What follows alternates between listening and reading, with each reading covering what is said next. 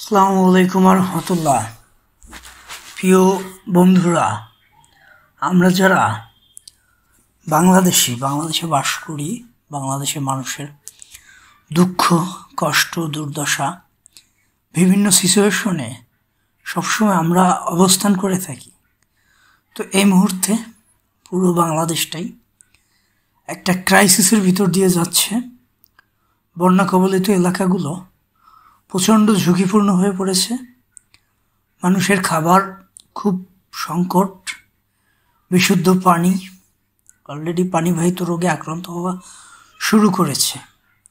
উদ্ধার অভিযান অনেকটাই সফলভাবে শেষের দিকে চলে এসেছে। অনেক মানুষকে রেস্কিউ করে নিরাপদ স্থানে নিয়ে যাওয়া সম্ভব হয়েছে, কিন্তু এখন প্রবলেমটা হয়ে গিয়েছে খাবারের। প্রচুর পরিমাণে খাবার সংকট দেখা দিচ্ছে। আমাদের বিভিন্ন ধরনের টিম আছে যারা কাজ করতেছে, বিশেষ করে বিভিন্ন ফাউন্ডেশনগুলো এগিয়ে এসেছে ত্রাণ সহায়তা নিয়ে। পাশাপাশি সাধারণ মানুষ অর্থ সহায়তা দিয়েছে। ছাত্র সমাজ বিভিন্ন জায়গা থেকে অর্থ সহায়তা তুলতেছে এবং সেখানে পাঠানোর ব্যবস্থা করতেছে। সব মিলিয়ে বাংলাদেশের মানুষ সব থেকে সুন্দর একটা পরিচয় দিয়েছে যে বিপদ হলে, দেশের একটা ক্রাইসিস পিরিয়ড আসলে মানুষ সবাই একসাথে একযোগে ঝাঁপিয়ে পড়ে এবং কষ্টে থাকা মানুষগুলোকে সুন্দরভাবে তাদেরকে রেস্কিউ করে একটা নিরাপদ স্থানে নিয়ে খাবার এবং পানির নিরাপত্তা ব্যবস্থা করে। এটা সাধারণ মানুষের একটা খুব সুন্দর একটা দিক তৈরি হয়ে উঠেছে। এটা আমরা 22-এর বন্যায় দেখেছি, তার আগেও দেখেছি, আর এই 24 সালে এসে দেখলাম এটা আরও ব্যাপক আকারে কাজ করতেছে। তো এই জায়গা থেকে আমাদের কিছু শিক্ষণীয় বিষয় আছে। পরবর্তীতে যদি এরকম ক্রাইসিস হয়, এই মানুষগুলো আজকে যারা এখানে কাজ করতেছে, একবারে ফিল্ডে গিয়ে তাদের একটা চরম লেভেলের অভিজ্ঞতা অর্জন করতেছে। ভবিষ্যতে যদি এরকম ক্রাইসিস পিরিয়ড আসে বাংলাদেশে, তো এই মানুষগুলো কিন্তু খুব সহজে এই কাজটা করতে পারবে। আর সব থেকে বড় একটা বিষয় আছে, একটা শ্রেণীর মানুষ আছে যারা ঘর বাড়ি ছেড়ে নিরাপদ আশ্রয় কেন্দ্রে যেতে চায় না। এই মানুষগুলো সব থেকে বেশি ঝুঁকিতে পড়ে, সব থেকে বিপদে পড়ে। কারণ এইবার যেই পরিমাণ পানি হয়েছে বন্যাতে, এই এত পরিমাণে পানি বাংলাদেশের মানুষ বা ওই অঞ্চলে, ফেনী, কুমিল্লা, নোয়াখালী, ওই অঞ্চলে মানুষ আগে কখনোই দেখে নাই। ঘরের চাল ডুবে যাচ্ছে পানিতে। এইখানে খাবারের যে একটা সংকট, খাবার তৈরি করার কোনো ব্যবস্থা নাই।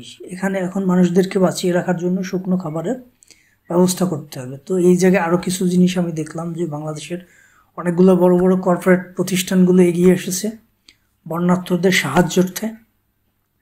পাশাপাশি আমাদের প্রবাসী ভাইরা প্রচুর পরিমাণে অর্থ সহায়তা দিয়ে মানুষকে সাহায্য করেছে।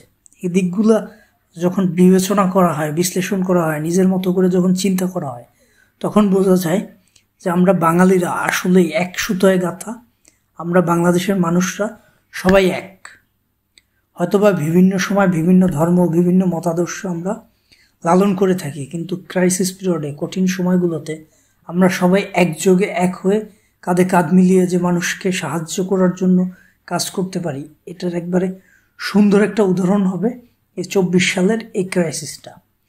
আর এই বন্যাটা এত দুর্ভোগ সৃষ্টি করেছে কেন, এই বিষয় নিয়ে আলোচনা নাই বা করি। আপনারা সবাই জানেন যে কাদের এই নীল নকশায়, কালো প্ল্যানে রাতের আধারে গেট খুলে দেওয়ার কারণে এই যে অবস্থাটা তৈরি হয়েছে, এর জবাব তাদেরকে একদিন দিতে হবে। এখানে ভারতীয় সাধারণ মানুষদের কোনো দায়বদ্ধতা নেই। ভারতীয় সাধারণ মানুষ এই জায়গায় আমাদের বাংলাদেশের মানুষদের সাথে আছে এবং তারা চাইতেছে যে মানুষগুলো ভালো থাকুক। প্রবলেমটা হয়েছে ভারতীয় গভর্নমেন্ট, যারা এই মুহূর্তে রাষ্ট্র পরিচালনা করতেছে, তারাই একটা ব্যর্থতার পরিচয় দিয়েছে। তারা নিজেরাই একটা শত্রুতার তৈরি করতে চেয়েছে। তো এটা আসলে ঠিক না, কারণ আজকে দিনটা আপনাদের ভালো যাচ্ছে, কালকে দিনটা আপনাদের ভালো নাও যেতে পারে। পার্শ্ববর্তী দেশগুলোর সাথে আপনি শত্রুতা করবেন, কতদিন করবেন? আপনার সময় সবসময় ভালো যাবে না, পরিস্থিতি ঘুরে যেতে পারে। এটা একজন সৃষ্টিকর্তা আছে, সে পৃথিবীর সব কিছুই দেখে, সেই সব কিছু কন্ট্রোল করে। তো আজকে যেটা আপনারা তৈরি করলেন, এটা আসলে চরম নিন্দনীয়। আমার জায়গা থেকে আমি এই ভারত যে গভর্নমেন্ট আছে এই মুহূর্তে যারা ক্ষমতায় আছে, আমি তাদেরকে সম্পূর্ণভাবে নিন্দা জানাচ্ছি। তারা আসলেই এই কাজটা ঠিক করে না, বাংলাদেশকে বিপদে ফেলা। অ্যাটলিস্ট তারা আগে থেকে জানাতে পারতো যে তারা গেট খুলে দেবে। তো আজকের ভিডিওটা অলরেডি অনেক লম্বা হয়ে গেছে, আমি আর লম্বা করলাম না। ভালো থাকবেন এবং মানুষের পাশে থাকবেন। আসসালামু আলাইকুম রহমতুল্লাহ।